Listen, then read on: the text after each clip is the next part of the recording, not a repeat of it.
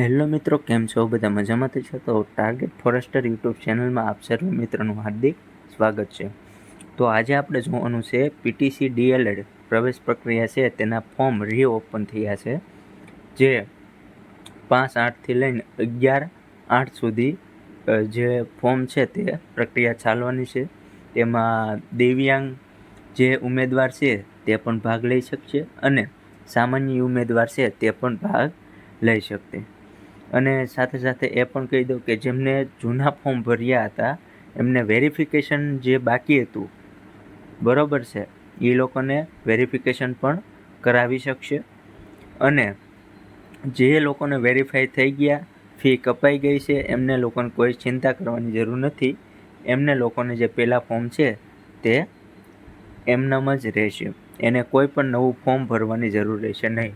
પરંતુ જો કોઈને કોઈ અપડેટ અથવા તો એડિટ્સ કરવાનું હોય તો એ લોકો માટે પણ રીઓપન થશે અને એડિટ કરીને તમે કેન્દ્ર જે છે આપણા ત્યાં જઈને તમે વેરિફિકેશન કરાવી શકશો. તો સૌપ્રથમ આપણે જોઈએ તો કે તમે મોબાઈલમાં પણ તમારી જાતે જે ફોર્મ છે તે ફિલઅપ કરી શકો છો, અને જો તમારી પાસે પીસી લેપટોપ હોય તો તેમાં પણ તમે ફોર્મ ફિલઅપ કરી શકો. તો આપણે અત્યારે પીસીમાં ફોર્મ કેવી રીતે ફિલઅપ કરીએ અને મોબાઈલમાં, બંનેમાં સેમ જ પેટર્નથી ફોર્મ ફિલઅપ કરવાનું હોય છે. તો આપણે સૌપ્રથમ આપણું ક્રોમ બ્રાઉઝર છે તે ઓપન કરીશું. તેમાં આપણે લખીશું dpe.gujarat.in. એ વેબસાઇટ ઉપર આપણે જઈશું. આ વેબસાઇટની હું લિંક તમને ડિસ્ક્રિપ્શન બોક્સ પ્લસ આપણી કોમેન્ટ બોક્સમાં હું મેન્શન કરી દઈશ. હવે એમાં આગળ જોઈએ તો કે આ જે વેબસાઇટ ખુલી છે ડીપીઈ ગુજરાત, તો એમાં ડીપીઈ ગુજરાત લિંક્સ લખેલું છે, તેમના ઉપર તમારે ક્લિક કરવાનું રહેશે. ત્યારબાદ આવું એક ઇન્ટરફેસ આવશે. તેમાં આપણે નીચે સ્ક્રોલ કરો એટલે લેટેસ્ટ અનાઉન્સની નીચે અહીંયા જે આપેલું છે ડીએલએડ પીટીસી કેન્દ્રીયકૃત પ્રવેશ પ્રક્રિયા 2026-27, એમના પર આપણે ક્લિક કરવાનું રહેશે. ત્યારબાદ થોડુંક લોડ લેશે અને ત્યારબાદ એક નવું આપણને પેજ છે તે ઓપન થશે. તેમાં નીચે છે તે આ બધી વિગતો આપેલી છે, નોટિસો આપેલી છે, અને ઉપરની બાજુ જોઈશું તો કે અહીંયા રજિસ્ટર એન્ડ લોગિન આપેલું છે. તેવી જ રીતે અહીંયા નીચે પણ register and login applicant login આપેલું છે. તો આપણે જો રજિસ્ટર ના હોય તો સૌપ્રથમ આપણે રજિસ્ટર કરવાનું છે, અને જો એપ્લિકેન્ટ એટલે કે રજિસ્ટર કરેલું હોય તો રજિસ્ટર નંબર તમારી ઈમેલ અથવા તો મોબાઈલ નંબર ઉપર આવેલો હોય તે દાખલ કરીને તમે લોગિન કરી શકશો. તો આપણે જે છે તે પહેલાં રજિસ્ટ્રેશન કરીશું. તો રજિસ્ટ્રેશન ઉપર ક્લિક કર્યા બાદ આપણે આવી રીતના એક ઇન્ટરફેસ આવશે. તો અહીંયા પ્રોગ્રામ છે તેમાં ડીએલએડ પીટીસી સિલેક્ટ કરવાનું છે. ત્યારબાદ અપર આઈડી, જે અહીંયા તમારી અપર આઈડી હોય તે અહીંયા નાખવાની છે. અપર આઈડી એટલે કે એબીસી આઈડી. ત્યારબાદ અહીંયા તમારે જે એસએસસી માર્કશીટ છે તે પ્રમાણે તમારું નામ નાખવાનું છે. ત્યારબાદ અહીંયા તમારે કેટેગરીનું નામ લખવાનું છે. જે પણ કેટેગરી આવતી હોય તે સિલેક્ટ કરવાનું છે. General, SCBC, OBC, SC, ST કે ઈડબ્લ્યુએસ. ત્યારબાદ અહીંયા જેન્ડર સિલેક્ટ કરવાનું છે. ત્યારબાદ અહીંયા ડિસેબિલિટી એટલે કે દિવ્યાંગતાનો પ્રકાર કયો છે, તો તમારે જે કોઈ પણ લાગુ પડતો હોય તે અહીંયા તમારે સિલેક્ટ કરવાનો રહેશે. ત્યારબાદ જન્મ તારીખ. ત્યારબાદ અહીંયા આપણને એક નીચે એચ અને નોનો ઓપ્શન આપેલો છે.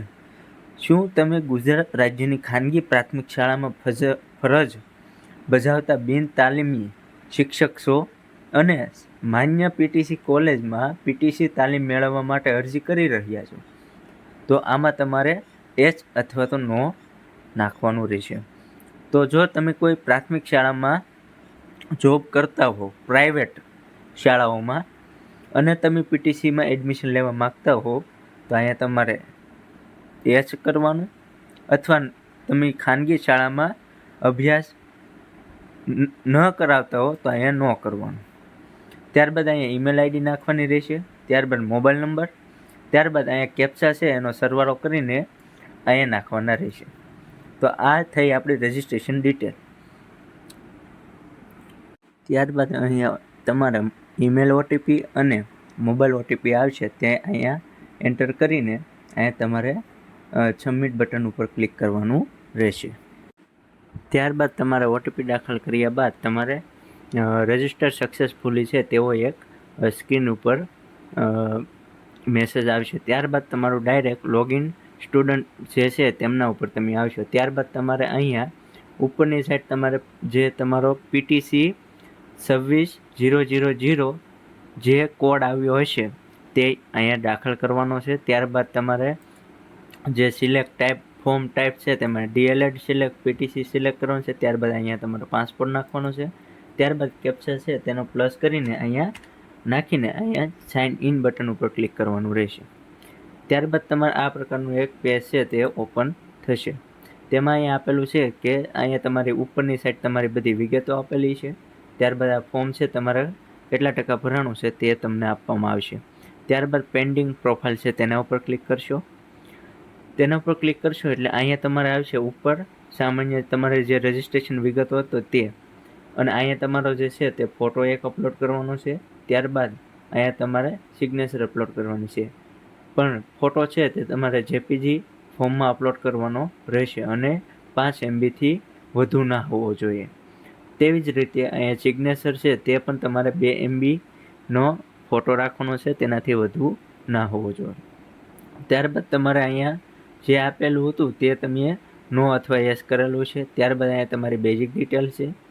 અહીંયા તમારી પેટા જ્ઞાતિ છે, એટલે જે તમારે લાગુ પડતું હોય તે અહીંયા એન્ટર કરવાની છે.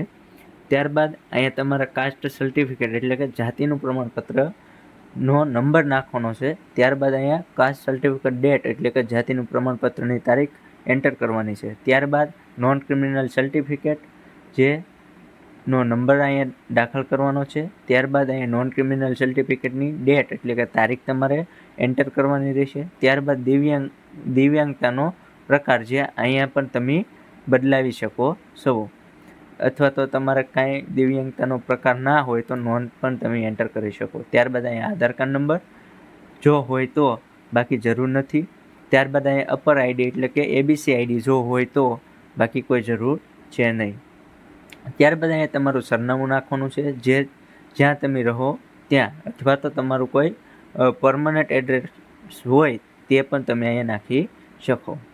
ત્યારબાદ જો તમારે આ એડ્રેસ છે તે તમારે સેમ જ હોય તો તમારે અહીંયા ક્લિક કરો એટલે કે બંને બાજુ ઓટોમેટિક ફિલ થઈ જશે. ત્યારબાદ તમારે SSCની ડિટેલ્સ એટલે કે ધોરણ 10 SSCની વિગતો અહીંયા તમારે એન્ટર કરવાની રહેશે. ત્યારબાદ અહીંયા તમારે મીડિયમ છે એટલે કે તમારે તમારા મીડિયમ હોય અને બીજા કોઈ મીડિયમમાં તમારે એડમિશન જોઈતું હોય તો અહીંયા તમારે H અથવા તો નો કરવાનું રહેશે. જો તમારે ડાંગી કેટેગરીમાં પ્રવેશ મેળવવો હોય તો અહીંયા H અથવા તો નો કરવાનું રહેશે. ત્યારબાદ આ બધી વિગતો ભરાઈ જાય ત્યારબાદ અહીંયા સેવ એન્ડ નેક્સ્ટ ઉપર ક્લિક કરશો એટલે તમારું ફોર્મ આગળ વધી જશે.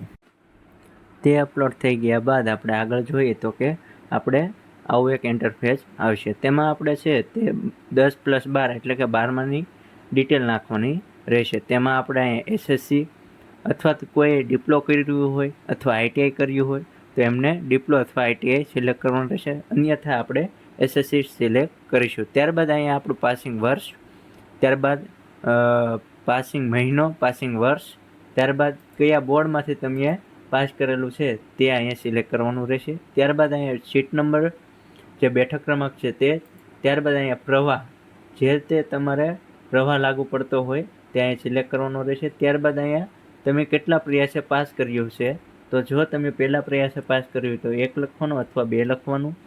ત્યારબાદ અહીંયા તમને મેળવેલા ગુણ, ત્યારબાદ અહીંયા ટોટલ માર્કની ડિટેલ ફિલઅપ કરશો એટલે અહીંયા ઓટોમેટિકલી તમારી ટકાવારી નીકળીને આવી જશે. ત્યારબાદ અહીંયા લખવાનું રહેશે તમારે તમારી સંસ્થાઓનું નામ, એટલે કે તમે કઈ સ્કૂલમાં તમે 12મું ધોરણ પાસ કર્યું છે તે. ત્યારબાદ અહીંયા તમારું માધ્યમ સિલેક્ટ કરવાનું રહેશે. ત્યારબાદ એટલી ડિટેલ ફિલઅપ કર્યા બાદ અહીંયા સેવ એન્ડ નેક્સ્ટ ઉપર ક્લિક કરશો એટલે આગળનું પેજ ખુલશે. આટલી ડિટેલ ફિલઅપ કર્યા બાદ તમારે અહીંયા તમારા ડોક્યુમેન્ટ છે તે અપલોડ કરવાના રહેશે. તેમાં તમારે પ્રથમ નંબરે છે SSC માર્કશીટ એટલે કે ધોરણ 10ની માર્કશીટ અપલોડ કરવાની રહેશે. ત્યારબાદ અહીંયા SSC ડિપ્લોમા અથવા ITI માર્કશીટ અપલોડ કરવાની રહેશે. ત્યારબાદ સ્કૂલ લિવિંગ સર્ટિફિકેટ અપલોડ કરવાનું રહેશે. ત્યારબાદ જાતિનો દાખલો, ત્યારબાદ નોન ક્રિમિનલ અથવા એસએસસી ટ્રાયલ સર્ટિફિકેટ તમારે અહીંયા અપલોડ કરવાની રહેશે. એસએસસી સર્ટિફિકેટ ટ્રાયલ સર્ટિફિકેટ છે તે તમારે સ્કૂલ તરફથી આપવામાં આવેલું હોય તે તમારે અહીંયા અપલોડ કરવાની રહેશે. બધી ફાઇલો છે તે જેપીજી, જેપીઈજી, પીએનજી, પીડીએફ ફોર્મમાં તમારે અહીંયા અપલોડ કરવાની રહેશે. આ બધું અપલોડ કર્યા બાદ તમારે આના પછી સબમિટવાળો ઓપ્શન આવશે. ત્યારબાદ તમારે આ પ્રકારનું એક ઇન્ટરફેસ આવશે. ત્યારબાદ તમારે ઓકે કરવાનું રહેશે. અહીંયા તમારે આખા ફોર્મની ડિટેલ આવી જશે. તે આખા ફોર્મની ડિટેલ છે તમારે એકવાર રીડ કરીને ત્યારબાદ અહીંયા ડિક્લેરેશન અરજદાર દ્વારા ઘોષણા જે રીડ કરીને તમારે ટિક કરી નાખવાનું છે તેમાં. ત્યારબાદ તમારે અહીંયા ફાઇનલ સબમિશન બટન ઉપર ક્લિક કરવાનું રહેશે. ત્યારબાદ તમારું સંપૂર્ણ ફોર્મની પ્રક્રિયા છે તે પૂર્ણ થઈ જશે. આ જે છે એ તમારું ફોર્મ છે આખું સંપૂર્ણ ભરાઈને રેડી થઈ ગયું છે. ત્યારબાદ અહીંયા ઉપરની સાઈડ છે ત્યાં તમારે અહીંયા જે ડાઉનલોડ બટન જેવું બતાવે છે તેના ઉપર ક્લિક કરશો એટલે ફોર્મ છે તે ડાઉનલોડ થઈ જશે. અને જો કોઈ ભૂલ રહી ગઈ હોય તો અહીંયા તમે અનલોક કરવાનો પણ ઓપ્શન આપવામાં આવેલો છે. તો આજના વિડીયોમાં આટલું જ હતું. તો તમે ફોર્મ છે તે કાળજીપૂર્વક સ્પેલિંગ મિસ્ટેક ના થાય અને જે ફર્સ્ટ એટેમ્પ છે તેનું પણ ખાસ ધ્યાન રાખજો. અને ટોટલ માર્ક્સ છે તેનું પણ ધ્યાન રાખજો. નોન ક્રિમિનલ છે, જન્મ તારીખ છે અને જાતિનો દાખલો છે તેમાં કોઈ પણ પ્રકારના આંકડાકીય ભૂલ ના રહી જાય તેની કાળજી રાખજો. તો હવે આપણે મળશું નવા એક વિડીયો સાથે. ત્યાં સુધી જય હિન્દ, જય ભારત, વંદે માતરમ.